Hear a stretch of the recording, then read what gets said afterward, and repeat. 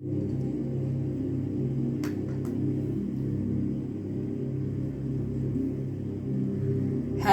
beautiful souls, and thank you for joining me for this reading on the House of Iyami Ajay channel.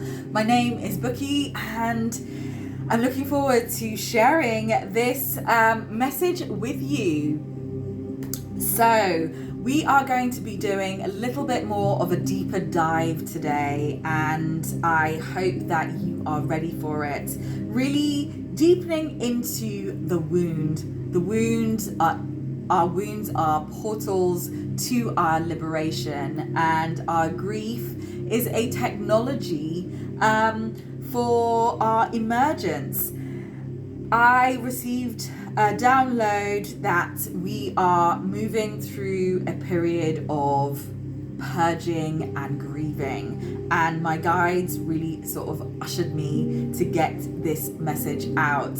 So I mentioned my name is Bookie. I am a holistic therapist and spiritual life coach. I work with a myriad of different earth-based technologies, from crystals to sound to divination to plant medicine or psychedelics. There is a link in the description of this reading to my website where you will be able to digest a little bit more information about me, my background, the work that I do, and get to know me a little bit better.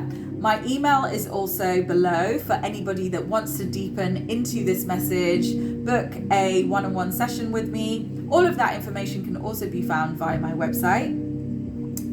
I want to take advantage of thanking any of you that are returning viewers. I really appreciate your lovely comments, and those of you that have already reached out to me with sweet messages by email. The couple of you that have already requested readings, thank you so much. It means the world. This is a very, very new baby channel, so I'm excited to be seeing it grow, and also welcoming a good few new followers in the last couple of days.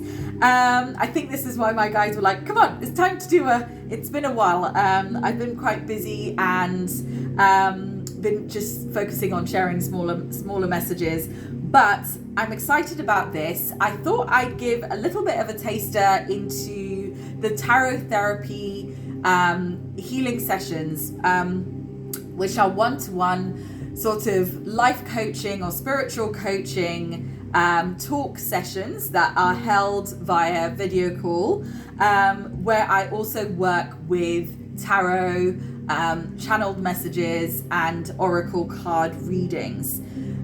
As I mentioned, link in the description box, and you're free to email me to get a little bit more info. I work on a sliding scale. I'm a decolonized practitioner, meaning that I center more earth-based narratives, technologies, indigenous, using an indigenous lens, rather than a new age, colonial, patriarchal or capitalist one.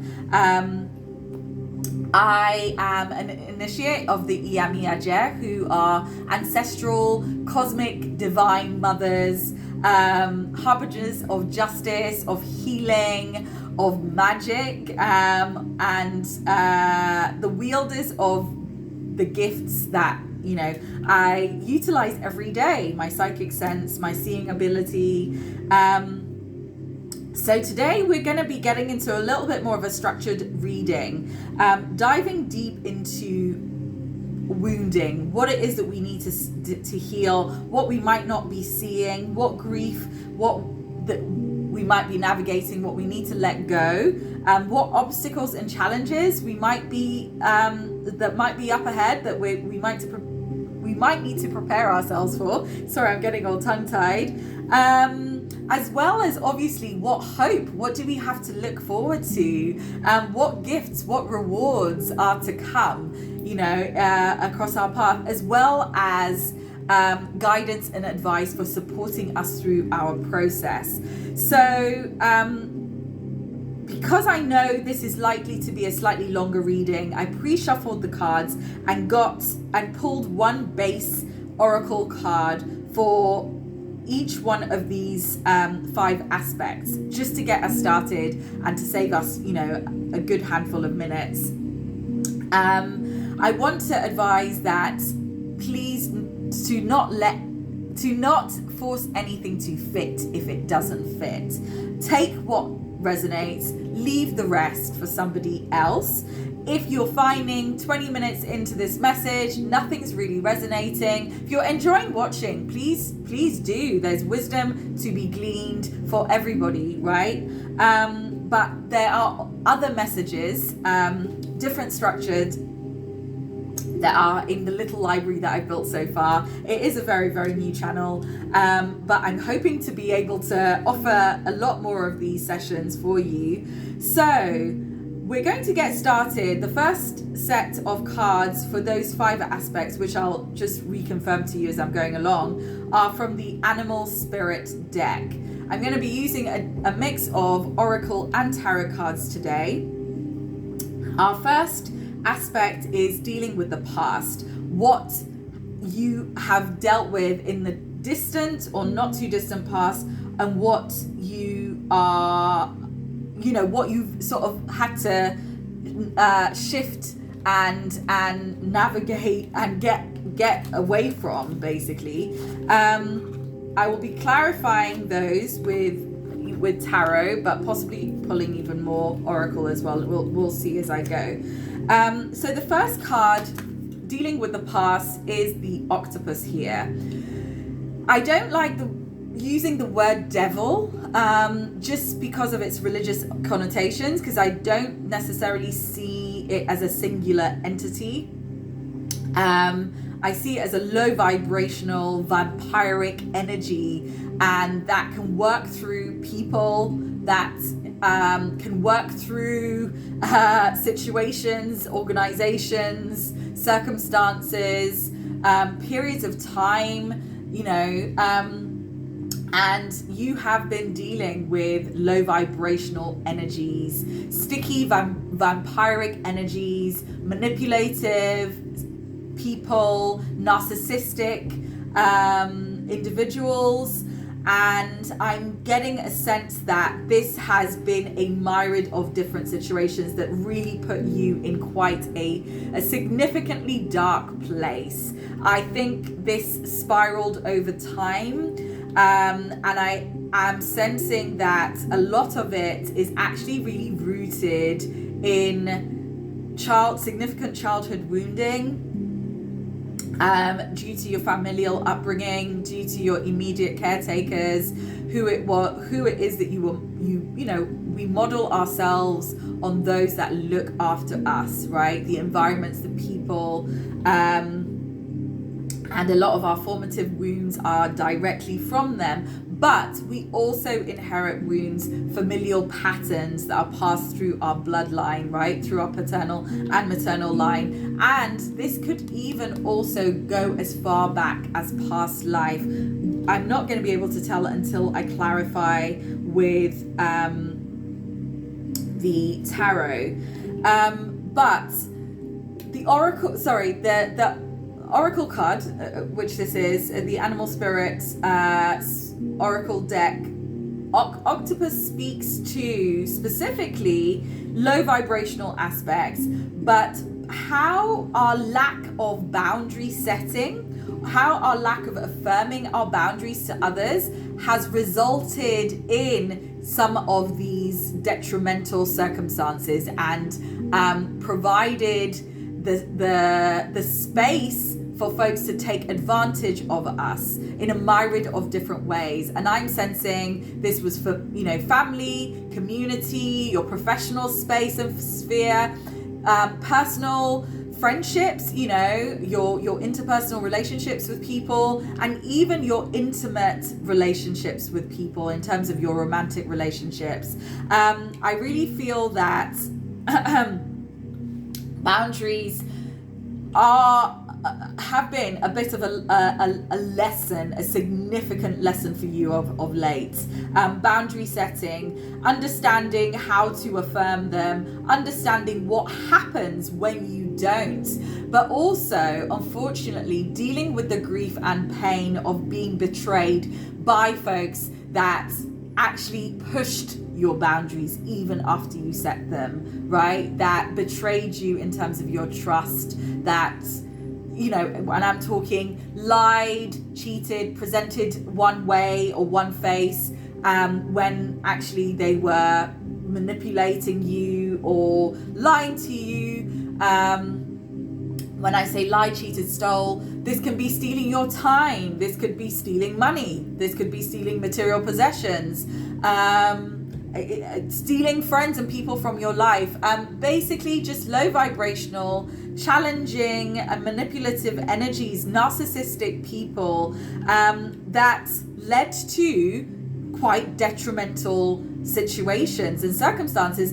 And I'm sensing that it was over a significant period of time. And in fact, you have been possibly even looking and reflecting back at some of your friendship groups, your members of your family even. And I'm not here to berate folks in your life. You know, narcissists are wounded people, folks that take advantage, manipulators, folks that prioritize their needs, that are completely, you know, unself-aware. They are, you know, they prey on empathetic beings, folks that are a little bit more sensitive emotionally, and I can tell that you are very sort of cognitively attuned being, which means that you are quite self-aware, you're emotionally aware. Now, to speak about boundaries a little bit, you know, these are the guidelines, the rules, the limits that we give to other people that enable us to feel respected, that enable us to feel sort of safe, and to enable us to move with dignity, right? To demand dignity, respect, and safety from other people. They help to outline how we want to be treated, what is okay and what is not okay. But they also set the stage for us in terms of in terms of giving us our guidelines on when we are oversharing, when we are pushing people's boundaries or over. So I want to say, you could be somebody that has weak boundaries but is actually very respectful of other people's, right? In terms of knowing when not to interfere, when not to intrude into people's space, when not to intrude into their time. But you might be quite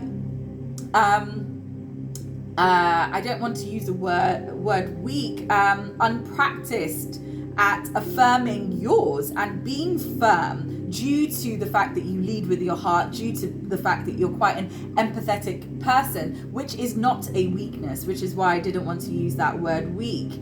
But this is because you're possibly a giver, someone that gives of yourself emotionally, someone that gives of yourself in terms of your time. You're a doer, and hence you would have been taken advantage of in a myriad of different situations. Folks having high expectations of you giving them your time for free, giving them your energy for free. And this can be in a professional setting, like I said, interpersonal, even when it comes to family. And I hate to, you know, please don't shoot the messenger here, but it's kind of really coming through that it's actually our family. It's a lot of the time our immediate caretakers that corrupt, that create a dent and that create those primary wounds that prevent us from being capable earlier on in terms of affirming our boundaries, in terms of having that sort of more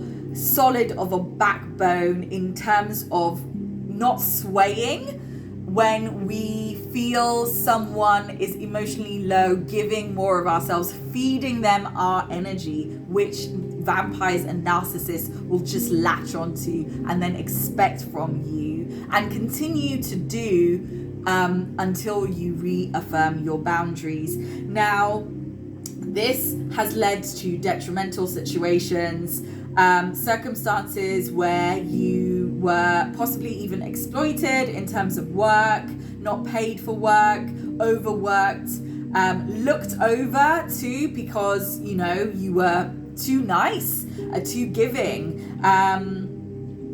which unfortunately in our world today is seen as a trait of, you know, a weakness, right? Or vulnerability, when the truth is vulnerability is actually a strength, right?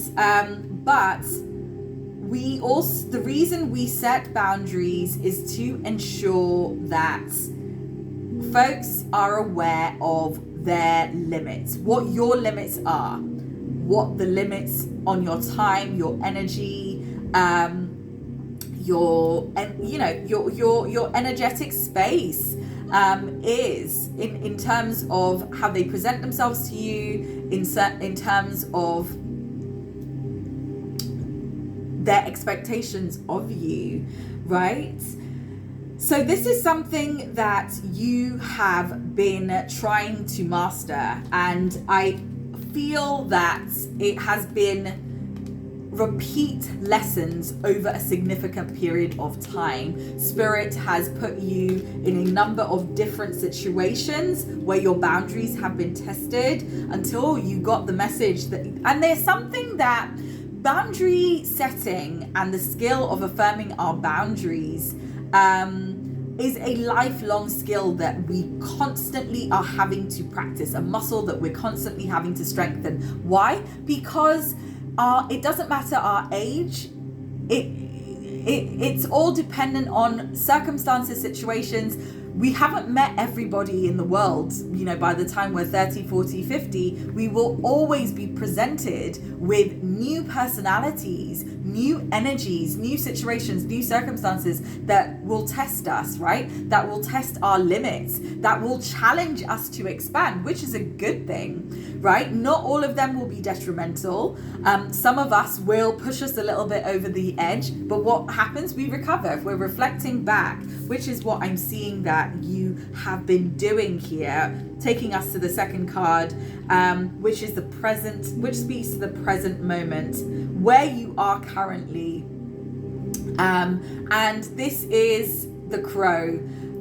Really beautiful, highly spiritually attuned spirit guide and animal medicine here for you, that is showing that you have come out of that period of darkness and possibly taken the space, the time, the energy, put in the effort and the work to reflect. Can you see how those colors are mirroring each other here?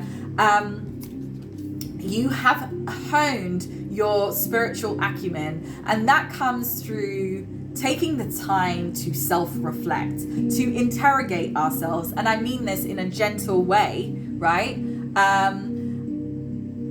How were we responsible for certain aspects of our wounding? And what I mean by this is we have to take responsibility too for some of the situations that are presented in our lives. And when I say some responsibility, we do that so we are taking accountability for ourselves as adults, right? Accountability for our own emotions, for our lack of boundaries.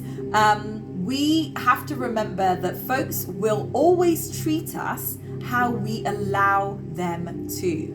So affirming our boundaries is as much for us as it is for those folks, right? You've taken the time to reflect on these life situations, and you've been gathering up the medicine from them.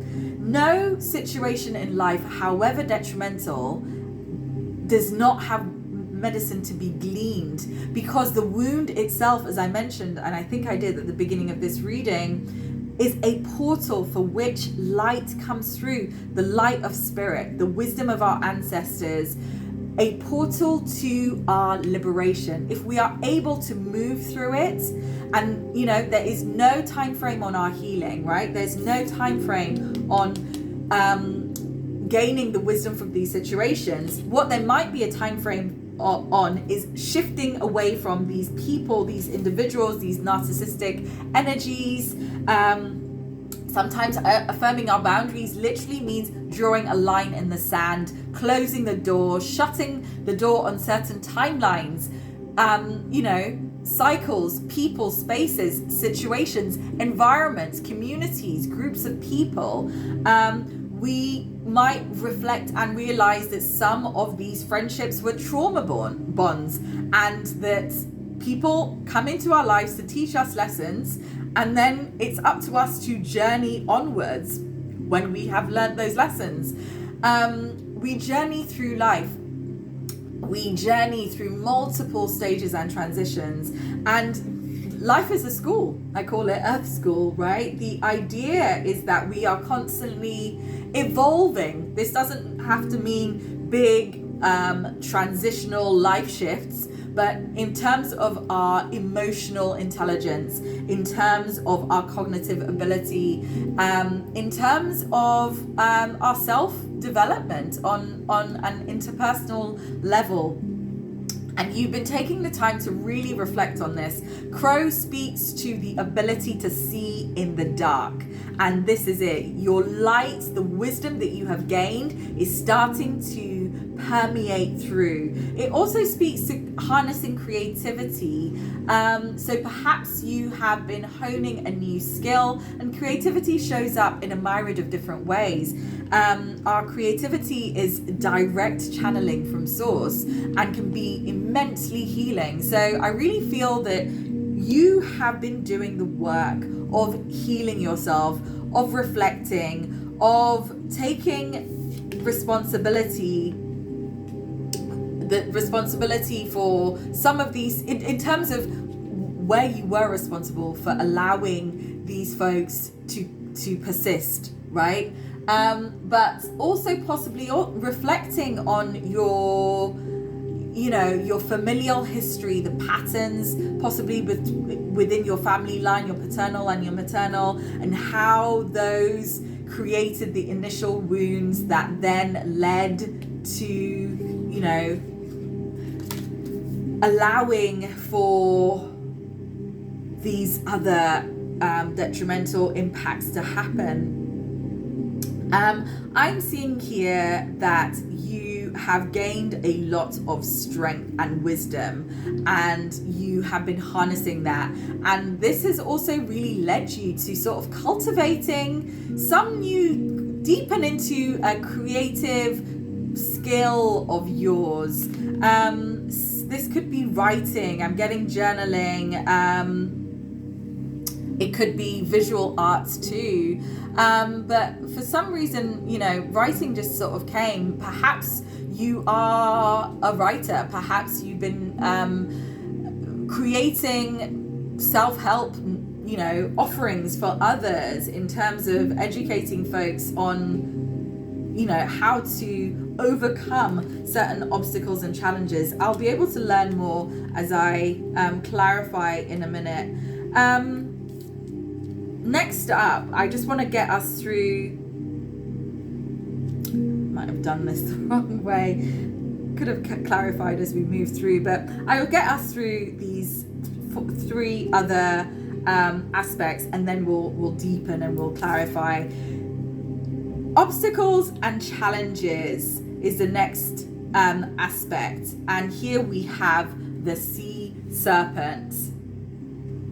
The sea serpent represents the divine ancestral mothers, actually, right? The sea serpent mythologically speaks to the dual people of the sea, or sea people. In Western narratives, they're called mermaids and mermen, but in African cultures, they are known as the aspects of Mami Wata. So these are divinities, beings of the ocean. And yes, they take the form of, or when they're depicted visually, half human, half fish. So Mami Water and her divine sisters and children are represented through a myriad of different African spiritual cosmologies. I'll name a couple. There's Mami Water herself, right, who is always depicted with the sea serpent in her hand. There is the deity Yimoja, or Yimaya, as she is known through the diasporic people, Yoruba practitioners. There's Oshun. There are a myriad of different water deities that represent and different aspects, different types of water, fresh water, the oceans, that are that preside over different aspects of our healing. But this card specifically represents, in the animal spirit deck, the divine feminine aspect of the ocean, the healing aspect. She's non-judgmental. She is here to support you in terms of healing deep emotional wounds. So with this card being in the obstacles and challenges aspect, what might be presenting itself as a challenge and an obstacle at the moment are some core wounds that you're having to deepen into, in terms of our healing processes, in terms as understanding grief as a technology for our emergence. It really speaks to having to feel into these wounds to heal them, which requires us tapping into painful memories, reflecting on situations that we buried, in the deeper recesses of our subconscious, aspects that we might even possibly have forgotten, depending on how deep we go.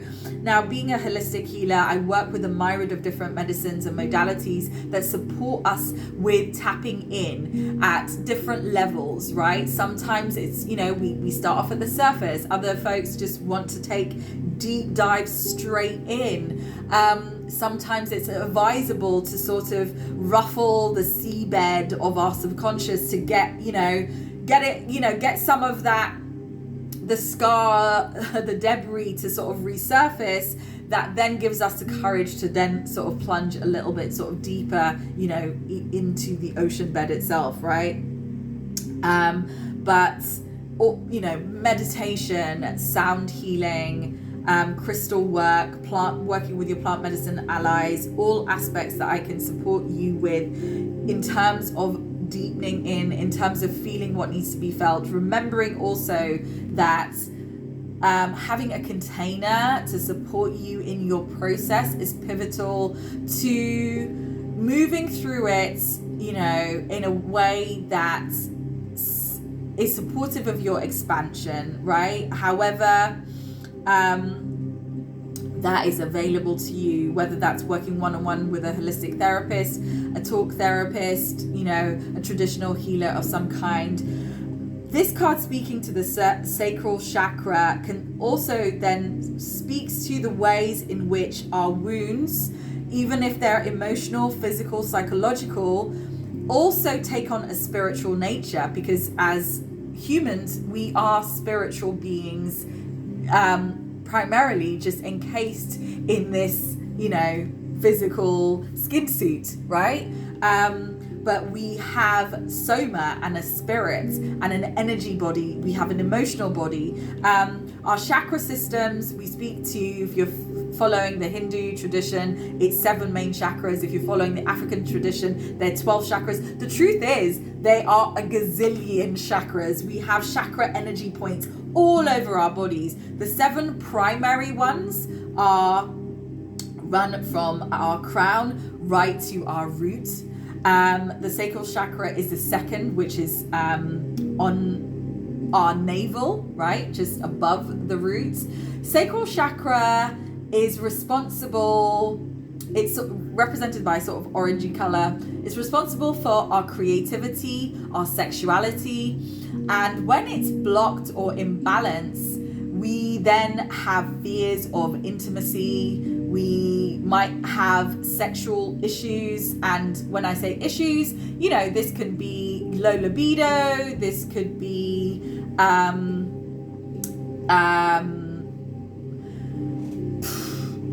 addictions, even distortions. This could be actual issues with our reproductive organs. You know, I'll leave you to, you know, decipher that on your own.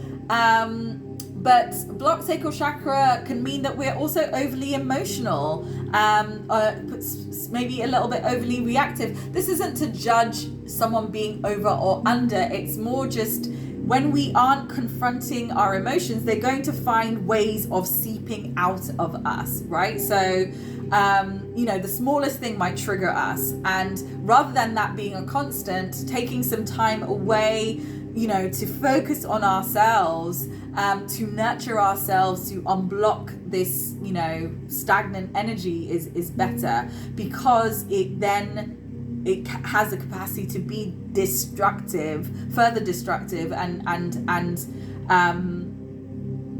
sort of what's the word I'm thinking of? You know, healing is not a linear process. We go up, down, around, backwards, forwards, you know, in cycles. Trust me, it's even as a you know, as a practitioner of 4 to 5 years now, I'm still learning about the challenges that can arrive, the rhythms, the cycles, the flows, you know, the vastness of it. And it's a lifelong path, right? But as this is coming up in the challenges and obstacles, it's suggesting to what might be presenting itself currently, what you're going to have to overcome. Now, I can advise you on working to unblock that sacral chakra. I'm all about remembering that all our wounds manifest in this, everything manifests in the spiritual, in the energetic realms before it, you know, presents itself here physically, right? So in terms of our healing, as well as our talk therapy or divination or whatever, we have to also remember our soma, our energy body, and work on that level as well. So advice and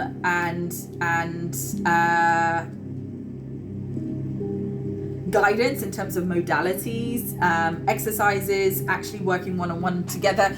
There's certain aspects that I can't provide, obviously, via Zoom call, but I can point you in direction of other healers, send recorded sessions that you can sort of exercises and practices that you can then do in your own time. Before we clarify all of these, I'm aware of time. Let's get to what lies ahead. In terms of hope, in terms of rewards, in terms of gifts, this is speaking to union of your shadow, union of your wounded self with your healed higher self, union of your darkness with your light, balance between your masculine and your feminine aspects. But this also speaks possibly to companionship. This could be romantic. It speaks to finding our reflection, our soulmate. You know, I don't like to think of our soulmates as people that complete us. I like to think of them as people that complement us. And so if you haven't, so this could be a romantic partnership entering your life, but this could also speak to our soulmates come in forms of friends. They come in forms of animals, you know. Our beloved pets are our soulmates, our, you know, chosen family, our best, you know, our ride or dies, our best friends, if, you know, to use that term. So this is speaking to, you know, in terms of gifts, rewards, and hope, coming into balance with yourself, coming into union with yourself, coming back home to your most authentic spirit. What happens when we heal, once we clear blockages and wounds, is we allow space for our gifts, for our light, for the gold within us to become even more pronounced, to find nuggets of gold that we didn't even realize existed within us. These are our gifts. Our wounding creates blockages, and we can go into this in terms of the science of the grey matter that grows on our brain. When we enter depressive phases, when we have had traumatic experiences, there's only so much that we can discuss on a reading like this, but this is what I'm saying. All of it's a web. It's a full construct. Our wounds. So is our healing. And in terms of joining the dots, we also, I speak to joining the dots on what led to our wounding. In terms of healing, I always speak to it as peeling back the layers of the self, right? So we've shed a whole skin, and we are reborn to a certain extent, right? Healing often requires a death and rebirth process, which is never easy. We can say those words, death and rebirth, like it's a bit of an instant thing, or it happens over a handful of months. It can be years, and we have multiple ones. There's multiple sheddings.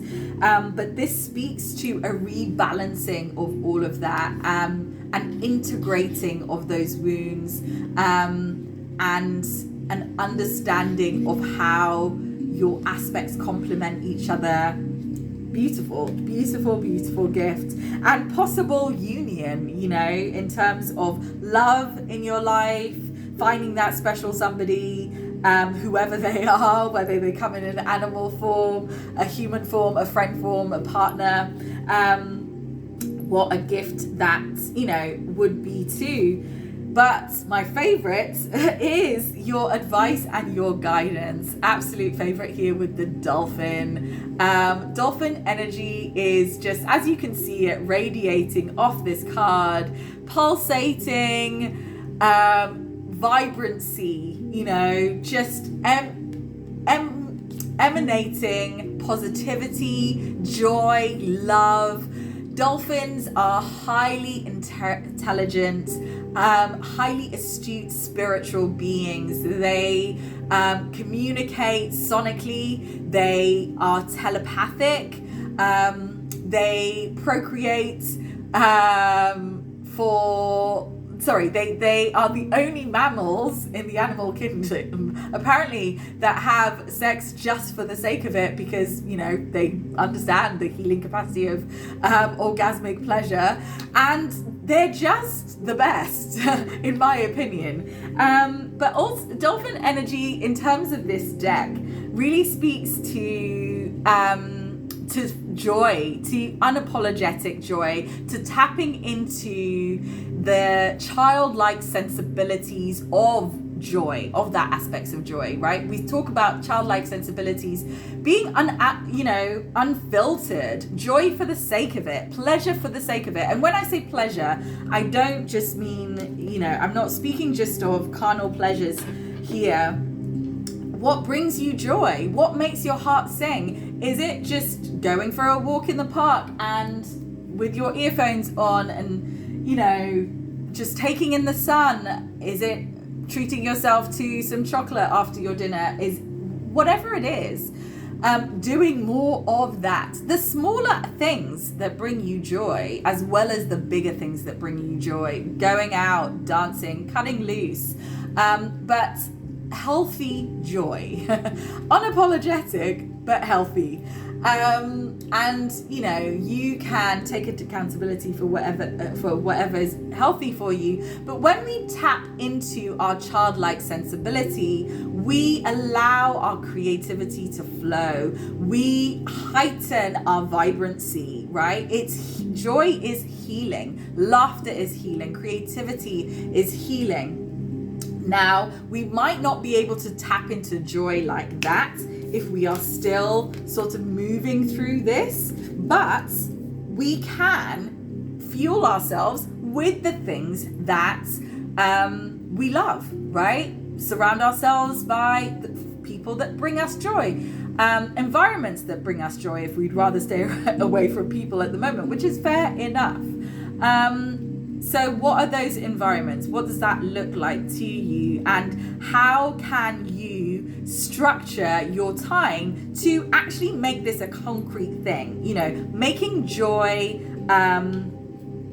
a requirement of your day. What does joy look like as a requirement of your day to day? You know, as I mentioned, that could be a walk somewhere, that could be listening to a certain playlist, that could, whatever it is, right? Indulging in something daily. What does joy look like as a practice on a weekly, maybe in terms of a bigger allocated amount of time? And then on a monthly could be something even bigger, right? You know, heading on a mini vacation, a little trip somewhere, I don't know, going to see a show, live music.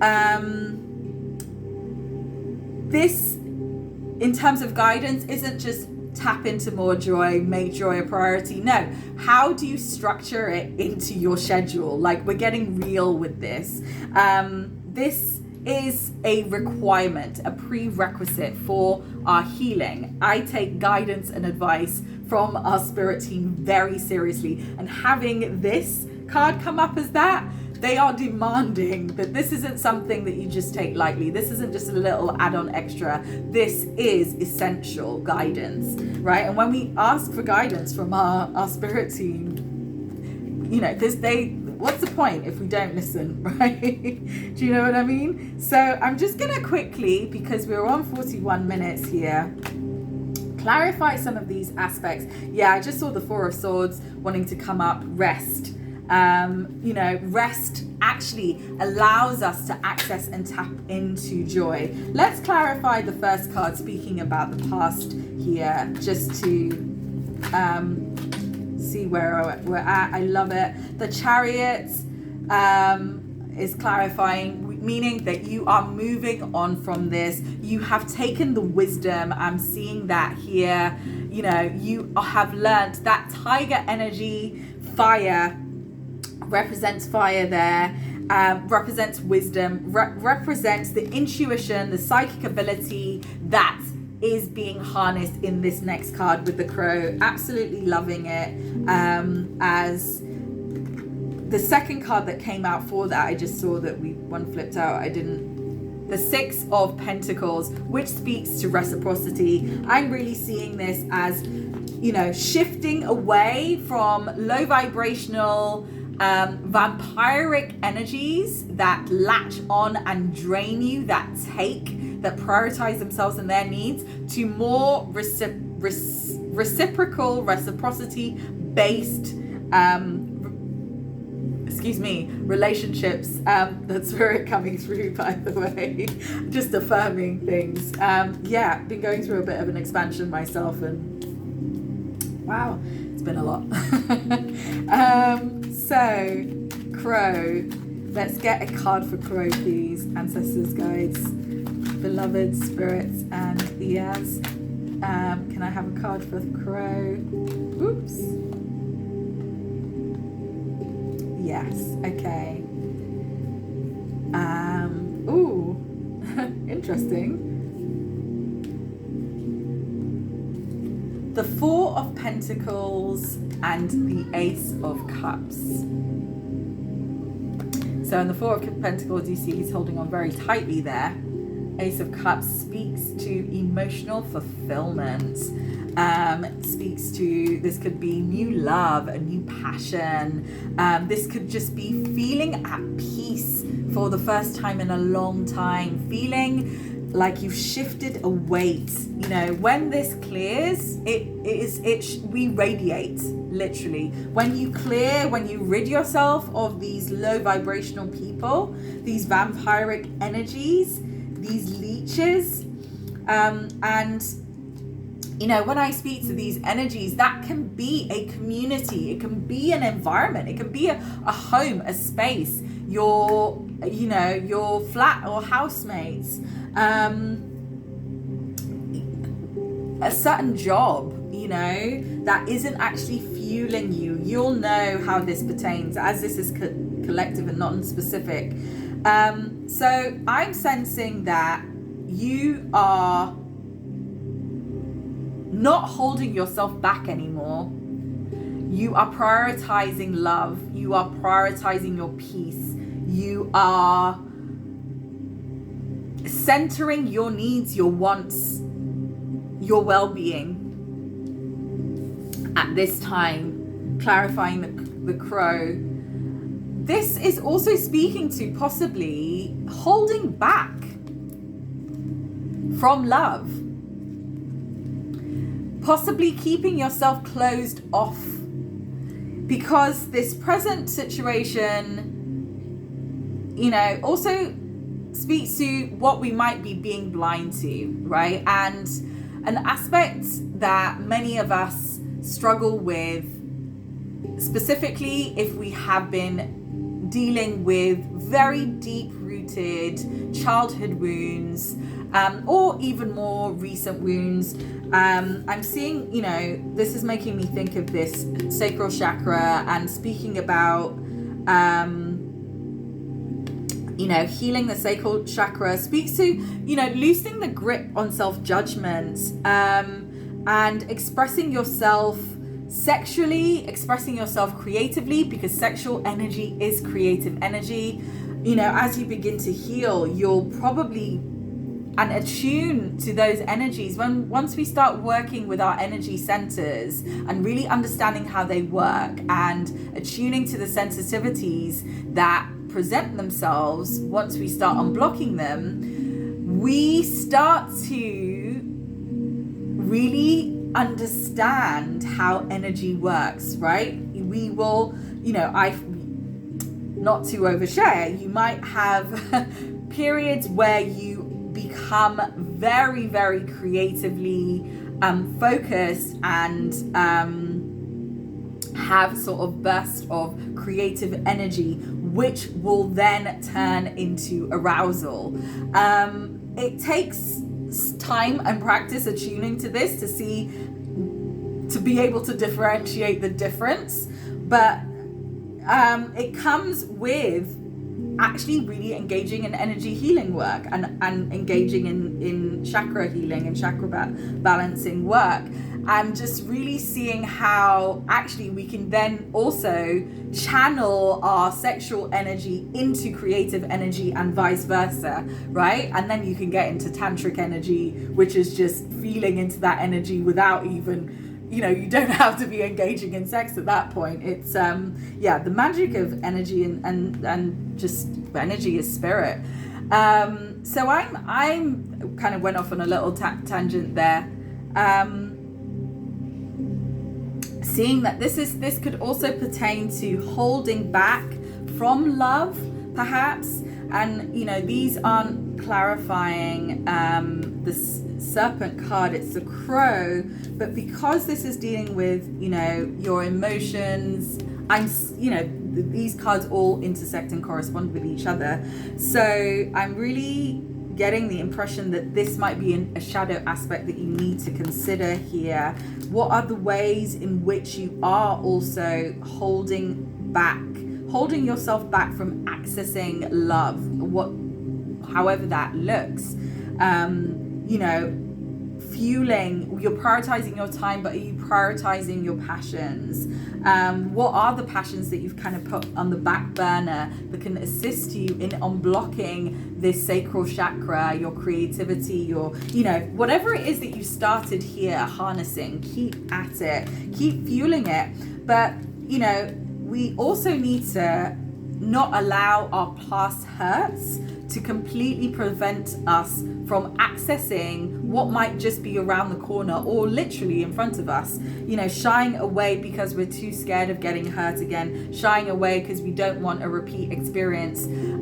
If we have taken the time to introspect, right, to heal, this is why it also is very helpful to work with somebody, and to not do this work alone, and to ask for assistance and take help where it is available, is you know, in terms of engaging in shadow work, it can be really, really beneficial for allowing us to see our blind spots and the ways that we unconsciously, as a protective mechanism, you know, our ego, even though we've been doing the healing, will sort of get us to prioritize, you know, prioritize our creativity, prioritize, you know, our music, prioritize giving to ourselves, but to the point where that just becomes our sole priority and we're not opening up enough to see the other aspects of love that might be available to us in terms of people, in terms of romance. So there is that. Let's just see what comes up for the obstacles and challenges.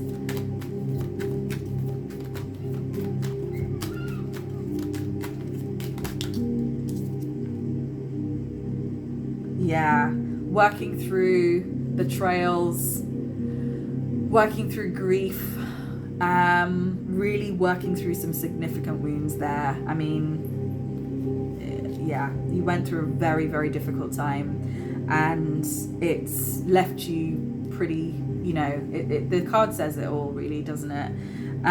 But this serpent energy is here. I mean, this is clarifying, right? It's honoring you, honoring what the significance of what it is that you are working through. And you know, I just want to just say that you are already on path. You are already doing the work. Joy is healing, love is healing, creativity is healing, as I mentioned. And you know, not putting time constraints on yourself, on your process, being gentle with yourself, seeking support however you can, and knowing that you are going to work through this, right? And that these wounds are a portal to your liberation and your freedom and your emergence. Let's see what Swan has to say. Can I get a card for Swan?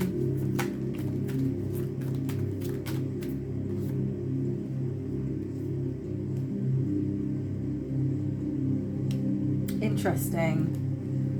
I'm sensing that in terms of what lies ahead, hope, rewards, gifts, clarifying the Swan is the Eight of Cups. Eight of Cups speaks to, it echoes actually, the Eight of Cups is really, really interesting in terms of the deeper nuances of the card. Generally, a simplified version is taking the wisdom from a past situation, what was a difficult situation, challenging in a myriad of different ways. This is the previous. But not allowing that to stop you from following your dreams, right? From seeking love, from seeking peace, from seeking beauty. You're not giving into victim mode and mentality. You are taking responsibility and accountability for the part that you might have played, in terms of that is how we really sort of accelerate our healing. When we can recognize the part that we played, what boundaries did I not affirm? What core wounds do I need to tend to? Low self-worth, low self-value. How am I not valuing these aspects of myself? Folks come in and mirror our wounds to us, mirror our insecurities with their behaviors, the ways that they treat us or don't treat us, right? But you're not admitting defeat. You know, you are taking your emotional wisdom away. So I'm sensing this meaning that you're walking away from certain people, situations. This could be a job, this could be a community, a specific environment, a professional environment, space.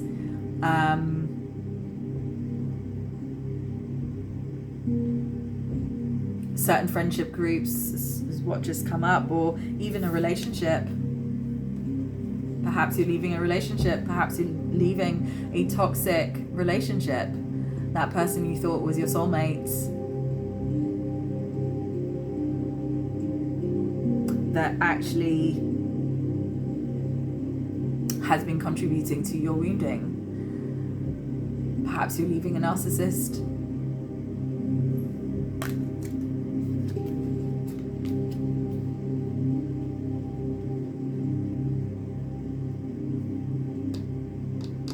Let's get a card for your advice for the dolphin.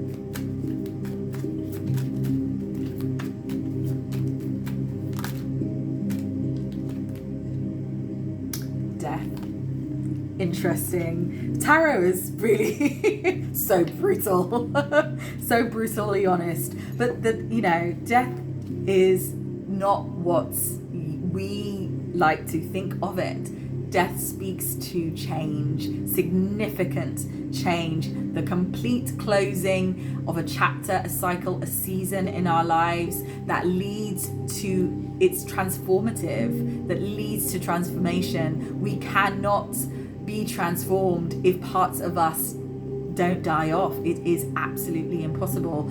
Winter leads to spring, the death of the seasons before, the finality of it, that then leads to the blooming and the blossoming. Death is needed for the soil to be regenerated. The composting of all that dies is what feeds the new growth.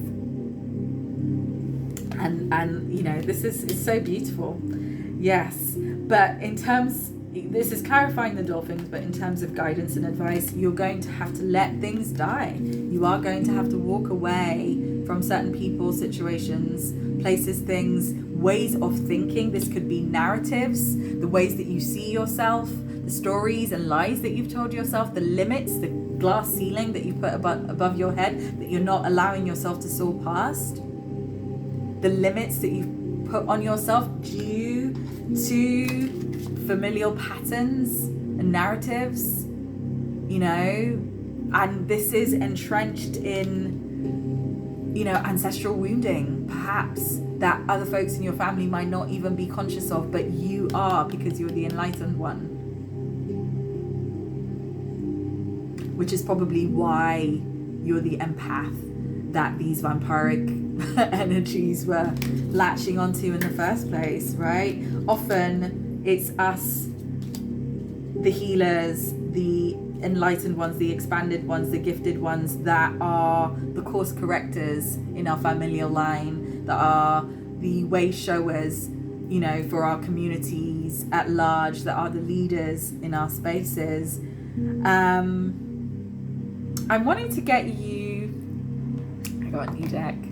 I'm so besotted with that. I was just like, I've been eyeing it up a little bit. And then I finally got it.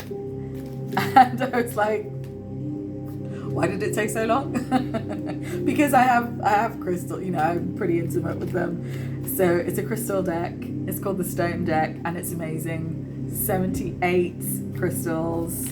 But it's so cool because first I'm expanding my crystal library in my mind and knowledge. They're incredible beings for healing. Oh, advice. I hadn't even said anything. I just started. But we've Azurites, which I almost want to. It's over there, the blue one. I don't know if you can see it in the corner. Absolutely amazing card. But this is what it looks like. Beautiful, incredible stone. That is, wow. I could tell you stories of the magical, insane places I've been astral traveling with that crystal.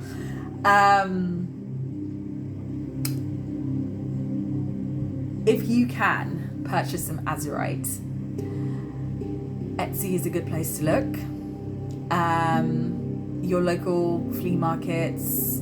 I actually really am a firm believer that we should, I'm not adverse to buying them online, although I've never actually purchased the crystal online, but I actually believe if you can sort of head to environments where you might find them, holistic healing shops, flea markets,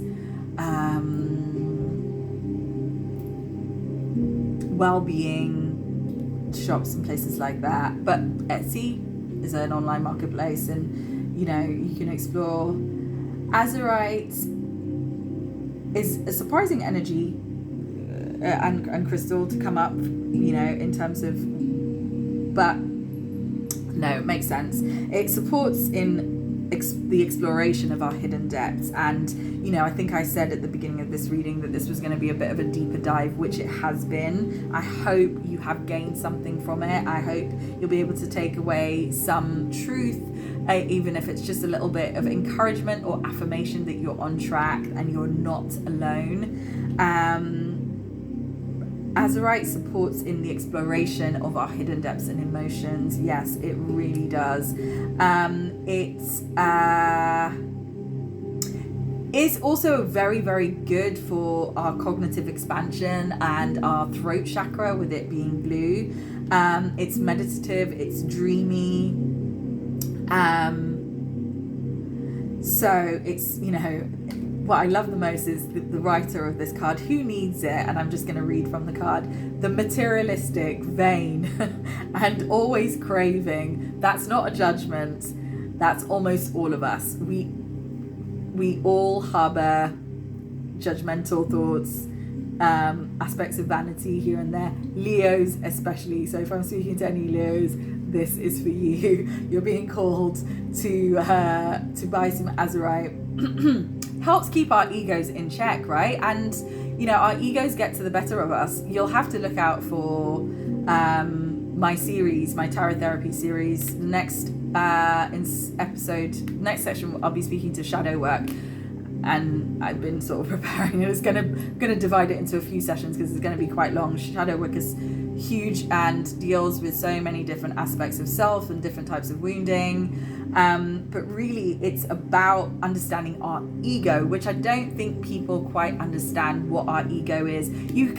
I like to think of life as, us speaking about being human or spiritual beings living a human experience, or human beings that we're spiritual beings living a human experience, right? We are eternal souls, balls of energy, that are blessed with having the opportunity to feel, live, celebrate this, wonderful, magical experience that is called life. And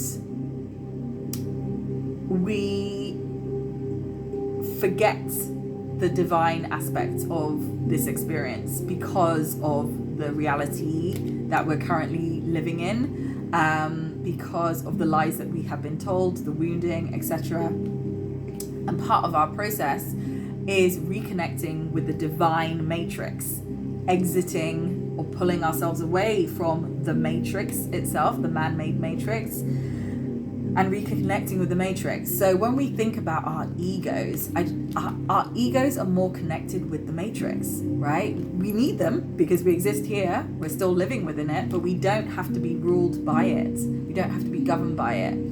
And this is the way as I look at the ego, you need it, it's a part of you, right? But you want to, the more you start and begin operating from your higher self, the more attuned with spirit that you are. It doesn't mean that you have to go all uber spiritual and be using crystals and tarot cards all the time. It just means that you're working from a higher, more expanded place, more of an evolved place, more of an intelligent place, an authentic place. If you are remotely spiritually inclined, I see that really as what our life's goal is. Applying that to whatever it is that we're doing in life. You don't have to go uber spiritual, but at the end of the day, we are spiritual beings. How far we operate and how attuned we are on a day-to-day basis, yeah, that's for us. This is my work. It's part of what I'm here to do. It's part of my purpose. That's very different. It doesn't have to guide us, have that huge a presence, but it is the overarching basis of our existence here, right? So, our egos have to be kept in check, especially when it comes to our healing, because,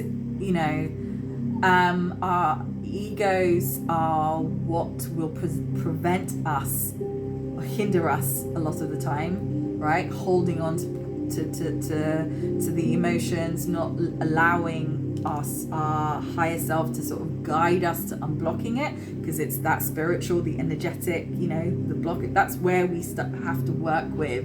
If our ego doesn't let us transcend that, and we can pretend that we're healing, but if we're not sort of like dismantling aspects of our ego, not really doing the work. But we can kid ourselves, which the ego is very good at doing that. That's the ego's job, helping fool you. Oh, you're fine. But really, your ego's keeping you small, but safe. The idea is it's keeping you safe, but sometimes safety is a prison. Yeah, wow. Wounded heart can keep us imprisoned. So, Azurite, where to put it, along the spiritual shovel you're using to dig your way out of that prison of worry, oh my God, indecision and desire you've constructed around yourself.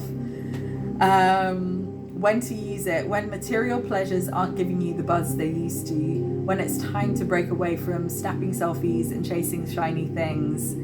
You can shake off shallowness, start with your breath, then dive into the deep end with Azurite.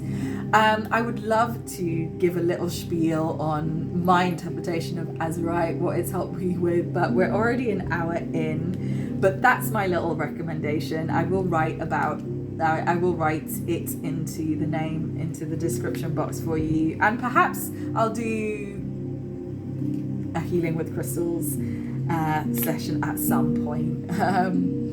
What else? Should we get one last advice card? Yes. Let's work with the ancestral deck. Can I have a message of love, healing, hope and truth for the collective, a passing message of guidance, love, healing and hope?